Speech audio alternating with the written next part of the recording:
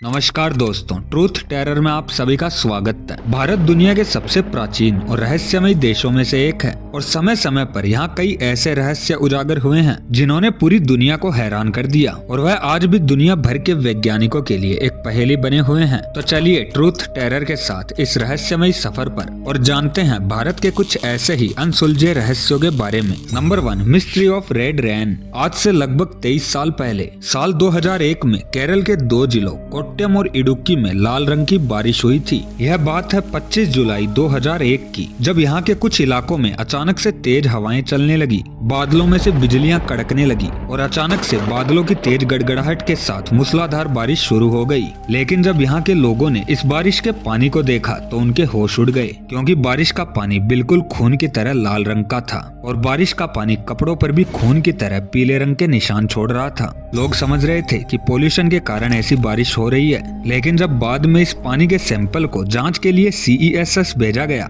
तो CESS का कहना था कि किसी उल्कापिंड के फटने की वजह से ऐसी लाल रंग की बारिश हो रही है। हालांकि बाद में यह थ्योरी भी गलत साबित हुई, जिसके बाद इस पानी के सैंपल को जांच के लिए TBGRI भेजा गया। वहाँ एक माइक्रोस्कोपिक जांच में सामने आया कि बारिश का लाल रंग होने का कारण एक प्रकार का शैवाल है और शैवाल की छोड़ी हुई काई और जीवाणुओं से ही बारिश का पानी लाल हुआ है। हालांकि केरल के बादलों में ये जीवाणु कैसे पहुँचे यह आज भी एक रहस्य बना हुआ है और खबरों के मुताबिक यहाँ के कई इलाकों में काले, पीले और हरे रंग की बारिश भी हुई थी। लोगों का कहना था कि साल 1896 में भी ऐसी ही लाल रंग की बारिश हुई थी और उसके बाद 25 जुलाई 2001 से 23 सितंबर तक ऐसी ही बारिश देखने को मिली और आखिरी बार जून 2012 में भी ऐसी ही लाल रंग की बारिश देखने को मिली थी। लेकिन आज भी यह बारिश दुनिया भर के वैज्ञानिकों के लिए एक रहस्य बनी हुई है। Number 2, the twins town. Kerala के मलप्पुर जिले में स्थित कोडिनी गांव दुनिया की सबसे रहस्यमयी जगहों में से एक है। इस गांव की स्कूल, बाजार, गलियों, हर जगह पर आपको जुड़वा बच्चे नजर आएंगे, क्योंकि यहाँ पैदा होने वालों में से अधिकतर बच्चे जुड़वा पैदा होते हैं और इसी कारण इसे ट्विंस विलेज यानी जुड़वा बच्चों का गाँव भी कहा जाता है। 2000 परिवारों की आबादी वाले इस गाँव में लगभग 400 लोग जुड़वा हैं।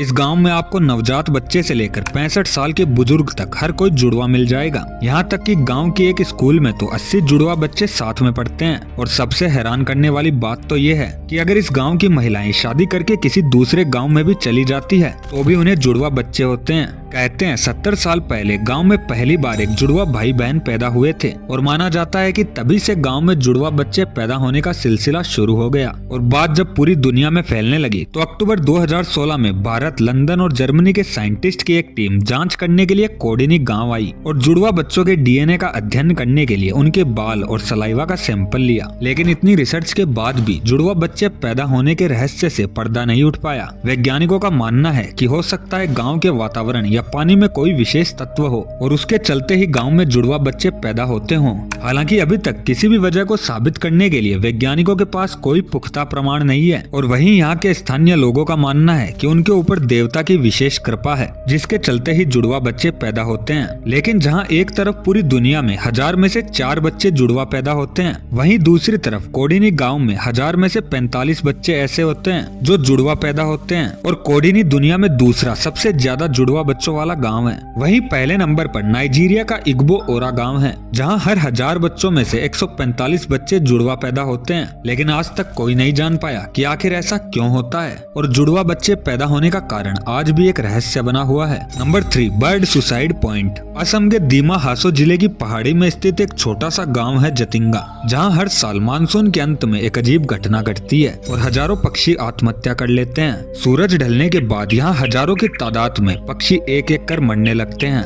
यहाँ न केवल स्थानीय पक्षी बल्कि प्रवासी पक्षी भी यहाँ पहुंचकर मारे जाते हैं। स्थानीय लोगों का कहना है कि आम दिनों में तो ये पक्षी दिन के समय ही घोंसलों से बाहर निकलते हैं और रात के समय वापस लौट जाते हैं। लेकिन सितंबर महीने में पक्षियों का व्यवहार बदल जाता है और वो रात के समय गाँव में तेजी से उड़ते हुए किसी भी इमारत या पेड़ से टकरा जाते हैं, जिससे उनकी मौत हो जाती है। और ऐसा 1-2 नहीं बल्कि हजारों पक्षियों के साथ होता है। पक्षी विशेषज्ञों का मानना मानना था कि नम और कोहरे भरे मौसम में हवाएं तेजी से बहती है तो रात के अंधेरे में पक्षी रोशनी के आसपास उड़ने लगते हैं और रोशनी कम होने के कारण उन्हें साफ दिखाई नहीं देता और वह किसी भी इमारत या पेड़ से टकराकर मारे जाते हैं। इसी कारण जतिंगा गांव में रात के समय गाड़ियां चलाने पर रोक लगा दी थी ताकि रोशनी ना हो। लेकिन इसके बाद भी पक्षियों की मौत का सिलसिला जारी रहा। लेकिन वहीं कुछ वैज्ञानिकों का मानना है कि इस जगह पर काफी ज्यादा बारिश होती है और बेहद ऊंचाई पर स्थित होने के कारण यहाँ बादल और गहरी धुंध छाई रहती है और तेज बारिश के दौरान जब पक्षी उड़ने की कोशिश करते हैं तो पूरी तरह से भीग जाते हैं। ऐसे में प्राकृतिक रूप से उनके उड़ने की क्षमता खत्म हो जाती है और क्योंकि यहाँ बांस के बेहद ही घने और कटीले जंगल भी हैं, जिसकी वजह से गहरी धुंध और अंधेरी रात के दौरान पक्षी इनसे टकराकर दुर्घटना का शिकार हो जाते हैं। और ज्यादातर दुर्घटनाएं देर शाम होती है क्योंकि उसी समय पक्षी अपने घोंसलों में लौट रहे होते हैं। वैज्ञानिकों का मानना है कि पक्षी कभी सुसाइड नहीं करते और वो ज्यादातर झुंड में ही रहते हैं, जिस वजह से एक साथ ही दुर्घटना का शिकार होकर मारे जाते हैं। लेकिन सबसे हैरान करने वाली बात तो ये है कि ऐसी घटनाएं सिर्फ जतिंगा गांव में ही दिखती है, जबकि जतिंगा से 2 किलोमीटर दूर दूसरे गांव भी मौजूद है, लेकिन वहां पक्षियों के साथ ऐसा कुछ भी नहीं होता।